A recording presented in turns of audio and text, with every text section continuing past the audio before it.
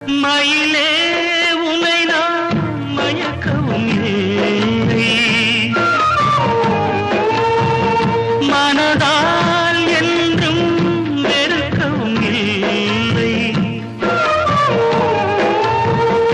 என்னை நீ தேடி இணைந்தது பாவம், எல்லாம் நீயே எழுதிய கோலம். இந்த நிலை காணும் பொழுது நானும் அழுது வாழ்கிறேன். காலத்தின் தீர்ப்புகளை யார் அறிவாரோ? சின்னஞ்சிறு கிளியே, சித்திரப் பூவிலே, உன்னை எண்ணி நானும் உள்ளம் தடும்